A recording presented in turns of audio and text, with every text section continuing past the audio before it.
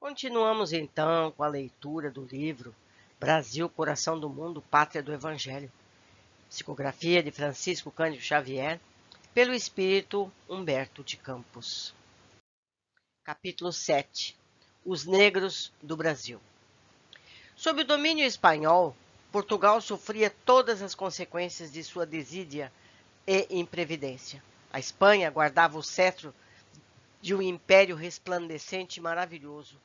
Suas frotas poderosas cobriam as águas de todos os mares, carregando os tesouros do México e do Peru do Brasil, e das Índias, os quais faziam afluir para Madrid a mais elevada percentagem de ouro do mundo inteiro.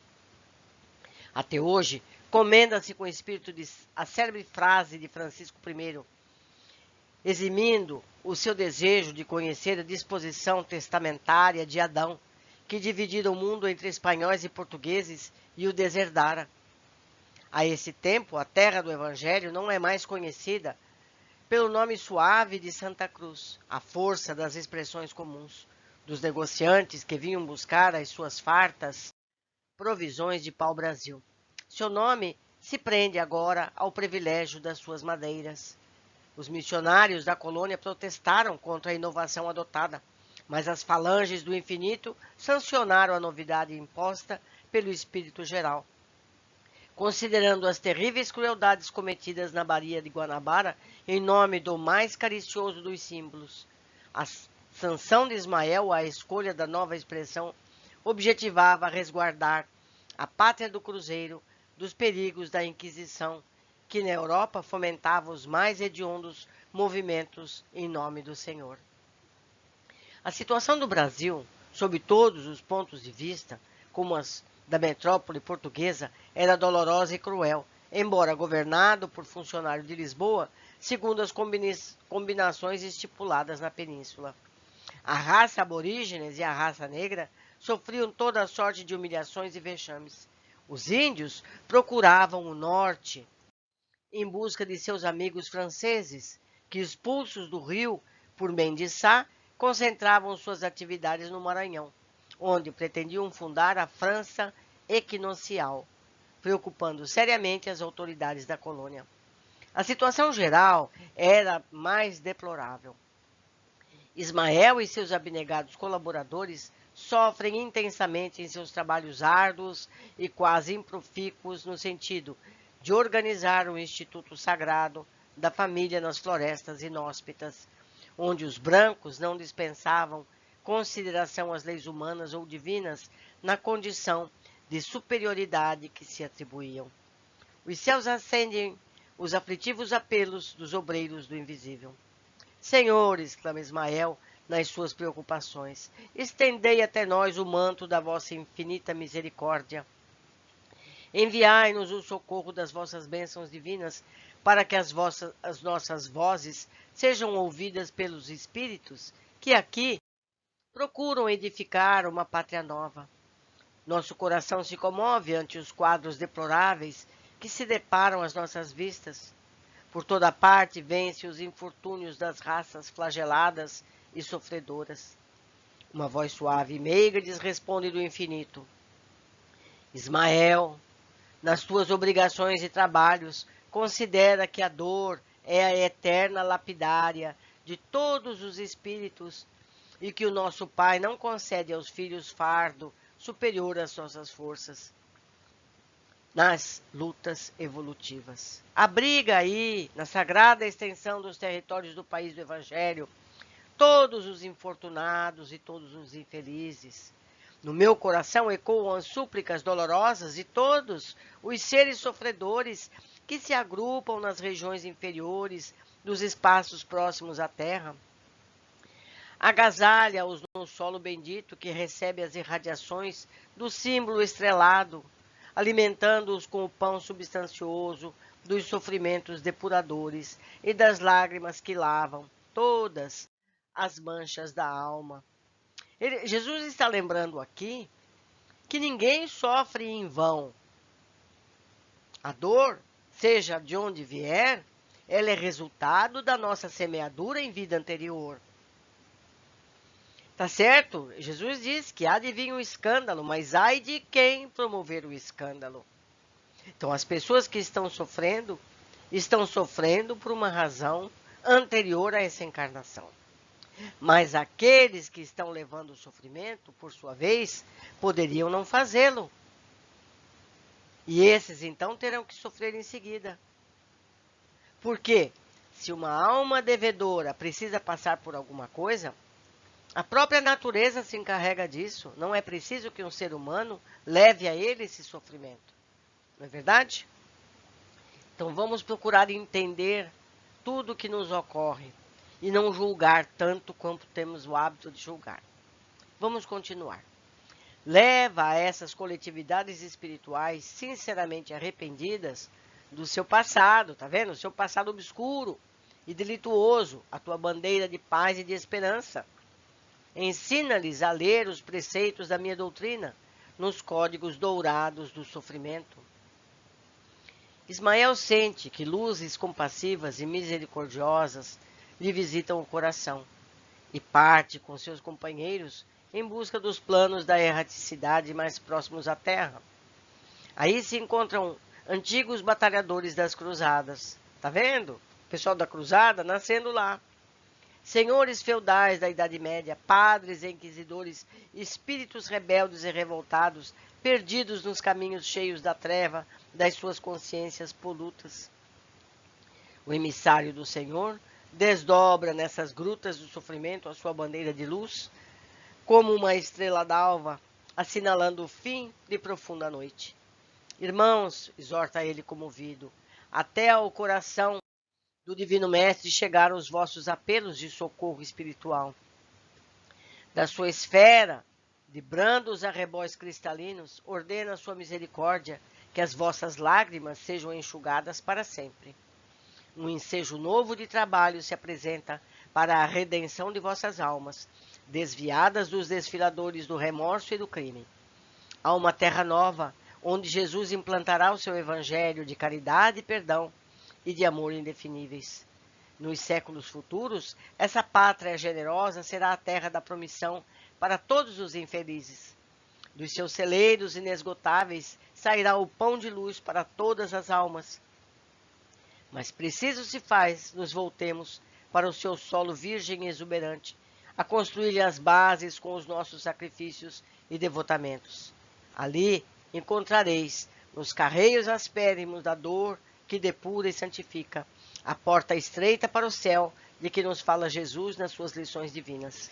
Aprendereis no livro dos padecimentos salvadores a gravar na consciência os sagrados parágrafos da virtude e do amor, na epopeia de luz da solidariedade, na expiação e no sofrimento. Sabei que todas as aquisições da filosofia e da ciência terrestre são flores sem perfumes, ou luzes sem calor e sem vida, quando não se tocam as claridades do sentimento.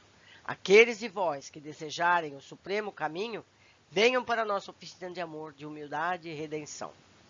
Ou seja, ele está chamando aqueles espíritos que provocaram a Inquisição, que provocaram as cruzadas, que fizeram tantas barbaridades e levaram tantos sofrimentos, a nascerem no Brasil em raças que passarão por dores similares. O motivo aparente pode ser outro, mas a dívida é similar. Eles levaram tortura e terão que ser torturados, para aprenderem que quem semeia dor, colhe dor. Continuando. E aí, nas estradas escuras e tristes da angústia espiritual, viu-se então que falanges imensas, ansiosas e extasiadas, avançavam com fervorosa coragem para as clareiras abertas daquela mansão de dor e de sombras. Todos queriam, no seu testemunho de agradecimento, beijar a bandeira sacrossanta do mensageiro divino. O seu emblema, Deus, Cristo e Caridade, refugia agora nas penumbras, iluminando todas as coisas, clarificando todos os caminhos.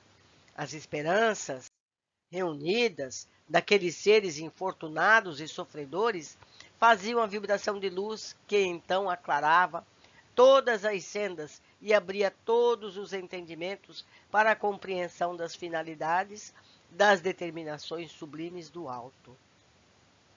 Essas entidades, envolvidas pela ciência, mas pobres de humildade e de amor, ouviram os apelos de Ismael e vieram construir as bases da terra do cruzeiro. Foram elas que abriram os caminhos da terra virgem, sustentando nos ombros feridos o peso de todos os trabalhos. Nesse filão de claridades interiores, buscaram as pérolas da humildade, do sentimento com que se apresentaram mais tarde a Jesus, no dia que lhes raiou de redenção e de glória. Foi por isso que os negros do Brasil se incorporaram à raça nova, constituindo um dos baluartes da nacionalidade em todos os tempos. Com as suas abnegações santificantes e os seus prantos abençoados, fizeram brotar as alvoradas do trabalho depois das noites primitivas. Na pátria do Evangelho, têm eles sido estadistas, médicos, artistas, poetas e escritores, representando as personalidades mais eminentes. Em nenhuma outra parte do planeta alcançaram, ainda, a elevada e justa posição que lhes compete junto das outras raças do orbe, como acontece no Brasil, onde vivem nos ambientes da mais pura fraternidade. É que o Senhor lhes assinalou o papel da formação da terra do Evangelho, e foi por esse motivo que eles deram, desde o princípio de sua localização no país, os mais extraordinários exemplos de sacrifício à raça branca. Todos os grandes sentimentos que mobilizaram as almas humanas, eles os demonstraram, e foi ainda o coração deles, dedicado ao ideal de solidariedade humana, que ensinou aos europeus a lição do trabalho e da obediência na comuna fraterna de Palmares, onde não havia nem ricos nem pobres, e onde resistiam com o seu esforço e a sua perseverança por mais de 70 anos, escrevendo com a morte pela liberdade o mais belo poema dos seus martírios nas terras americanas. Por toda parte no país, há um ensinamento caricioso do seu resignado heroísmo, e foi por essa razão que a terra brasileira soube reconhecer-lhes as abnegações santificadas, incorporando-os definitivamente à grande família, de cuja direção muitas vezes participam, sem jamais se esquecer, o Brasil, que os seus maiores filhos se criaram para a grandeza da pátria no engenhoso seio africano. Aí muitas pessoas podem dizer que não, que existe racismo no Brasil, que não é bem assim, não é bem assado. Mas vamos comparar a situação dos africanos. O que aconteceu com eles nas Américas do Norte? Nós não tivemos uma Ku Klux Klan, não é verdade? Que ainda é ativa no país. Aqui não. Os seres humanos são ignorantes. E muitos deles ainda são racistas. Mas não serão por muito tempo. Vamos continuar. Capítulo 8. A invasão holandesa. Se a raça negra eram impostas as mais dolorosas torturas nos primórdios da organização do Brasil, não menores sacrifícios se exigiram dos indígenas, acostumados à amplitude da terra, propriedade deles. As entradas, aqui para quem não sabe, as entradas eram movimentos de conhecimento para dentro do país. Eram entradas e bandeiras. As entradas pelo sertão, com o fito de escravizar os selvagens indefesos, se realizavam naquele tempo em todos os recantos. Tabas prósperas eram incendiadas de surpresa no silêncio da noite. São famosas e comovedoras as descrições desses fatos guardam em documentos antigos. Somente de uma vez, uma caravana de portugueses capturou mais de 7.000 homens válidos, mulheres, velhos e crianças. E quando os mamelucos guiadores não convenciam os naturais de que deviam acompanhá-los às cidades mais próximas, para que as caçadas humanas se verificassem com pleno êxito, as cenas de selvageria anodoavam a floresta virgem, enchendo de pavor os caminhos atapetados de cadáveres e de sangue coagulado. Como represália a tantas crueldades, os tamoios nunca se harmonizaram com os portugueses. Desde o princípio da ação destes, foram seus declarados inimigos. No seio dessas lutas devastadoras, em que venciam a maior parte das vezes, as criminosas astúcias dos colonos eram os padres piedosos os que mais sofriam, experimentando a angústia de se verem desprezados pelos seus próprios companheiros da raça branca nos sertões ínvios e hostis. A alma simples dos naturais se mostrava maleável aos seus ensinamentos. Aos seus apelos, aproximavam-se dos núcleos de civilização. Aldeavam-se para uma vida ordeira que os colonizadores destruíram com suas taras infames e seculares. Anchieta, quase todos os outros missionários das selvas brasileiras, sustentaram demoradas lutas defendendo os indígenas fraternos. A verdade, porém, é que, embora esfacelassem, os púlpitos da pregação da piedade cristã, suas vozes se perdiam na imensidade do céu, sem que os seus irmãos da terra as escutassem com a ideia generosa que lhes praticaram os escarinhosos ensinos. Os primeiros brancos que aportaram à América do Sul, na sua generalidade, não tinham em conta a existência da lei nas extensas florestas do Novo Mundo. Os portugueses prosseguiam incessantemente na faina ingrata de descer os índios. Regressando ao além, os primeiros missionários da caravana luminosa de Ismael pedem a sua colaboração misericordiosa para que semelhante situação se modifique. Mas o grande apóstolo de Jesus explica: irmãos, não podemos tolher a liberdade dos nossos semelhantes. Não sou indiferente a esses movimentos hediondos, nos quais os índios simples e bons são capturados para os duros trabalhos do cativeiro. Esperemos no Senhor, cujo coração misericordioso e augusto agasalhará todos aqueles que se encontram famintos de justiça. Contudo, poderemos, com nosso esforço, auxiliar os encarnados na compreensão das leis fraternas, avisando-lhes o coração de modo indireto quanto aos seus divinos deveres. Infelizmente, não encontramos na atualidade do planeta outro povo que substitua os portugueses na grande obra de edificação da pátria do Evangelho. Todas as demais nações, como o próprio Portugal, se encontram presos à cobiça da inveja e da ambição. Os vícios de todos as identificam perfeitamente umas com as outras. E no povo lusitano temos de considerar a austeridade e honradez, aliada às grandes qualidades de valor e de sentimento, que o habilitam, conforme a vontade do Senhor, a povoar os vastos latifúndios que constituirão mais tarde o pouso abençoado da lição de Jesus. Colonizadores desalmados estão em todos os países dos tempos modernos, que não reconhecem outro direito a não ser o da força desumana e impiedosa. Recorrendo, pois, às possibilidades ao nosso alcance, buscaremos na Europa um príncipe liberal, trabalhador e justo, que não esteja subordinado à política romana, a fim de caracterizar a nossa ação indireta. Traremos a sua personalidade de administrador para a parte mais flagelada da nossa pátria, a fim de que seus exemplos possam servir aos que se encontram na direção das atividades sociais e políticas da colônia e beneficiem, de maneira geral, a nação inteira. Ele virá na qualidade de invasor, porquanto não encontramos outros recursos para a adoção de providências dessa natureza.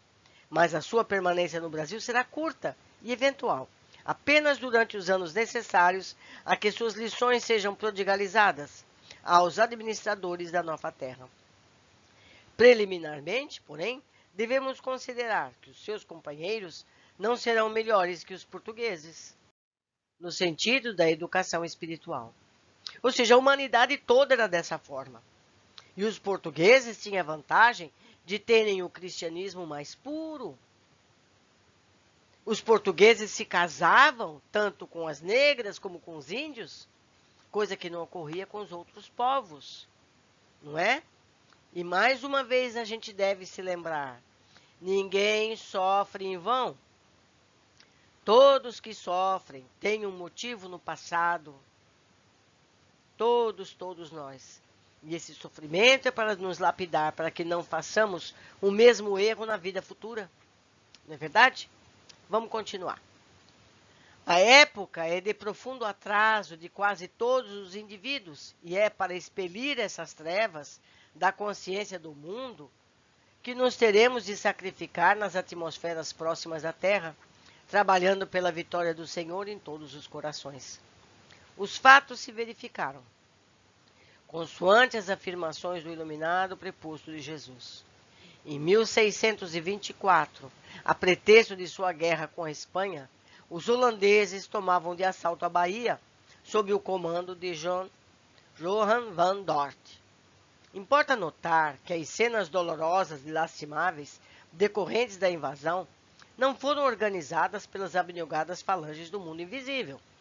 As causas profundas desses fatos residiam no estado evolutivo da época. Os morticínios nas praças incendiadas e destruídas se verificavam todos os dias entre inevitáveis atritos das raças chamadas a povoar aqueles recantos desconhecidos. Em 1637, entrava em Pernambuco o general holandês João Maurício, príncipe de Nassau. Em francês seria Nassau, mas no Brasil se fala Nassau. Inumeráveis benefícios e imensos frutos produziu a sua administração no norte do Brasil, que foi sempre a zona mais sacrificada do país. O Recife se ostenta diante da Europa como uma das mais belas cidades da América do Sul. Olinda é reedificada, uma assembleia de mecânicos e pintores, arquitetos e artistas acompanham o príncipe de Nassau, enchendo a sua cidade de singulares esplendores. Mas o espírito construtivo do administrador holandês não se cristaliza nas expressões materiais e de sua cidade predileta. O amor e o respeito que vota a liberdade fazem-no venerado de todos os brasileiros e portugueses de Pernambuco, cujas terras, naquela época, desciam até a região de Paracatu, em Minas Gerais. Todos os escravos que procuram abrigo à sombra de sua bandeira de tolerância, eles os declara livres para sempre. E os índios encontram no seu coração o apoio de um nobre e leal amigo. Maurício de Nassau estabelece a liberdade religiosa e administrativa de Pernambuco, inaugurando aí a primeira liberal democracia nas terras americanas, tais a justiça e a liberdade com que se ouve o seu governo. Os Albuquerques e outros elementos em evidência no norte, muito aprenderam com ele para suas atividades no porvir. A realidade, todavia, é que a lição de Nassau fora preparada no plano invisível, para que os colonizadores da terra brasileira recebessem um novo clarão no seu caminho rotineiro e obscuro. Em socorro da nossa afirmativa, podemos invocar o testemunho da própria história, porque, terminado o tempo necessário à sua administração no Brasil, o grande príncipe holandês regressava à pátria por imposição dos espíritos avarentos que militavam nessa época na Companhia das Índias. Na política holandesa, sem que encontrassem substituto para a sua obra na América, apesar de suas frotas extraordinárias e poderosas, a Holanda retirou-se do Brasil sem a intervenção de Portugal, bastando para isso o concurso dos habitantes da colônia. Quando a questão ficou definitivamente resolvida, na Corte de Haia, em 1661. Os holandeses, embora a sua soberania marítima perdurasse até então, em troca dos seus imensos trabalhos no norte do Brasil e dos milhões de florins aí abandonados, apenas receberam o título de indenização, a importância de 5 milhões de cruzados. Era o dinheiro da época.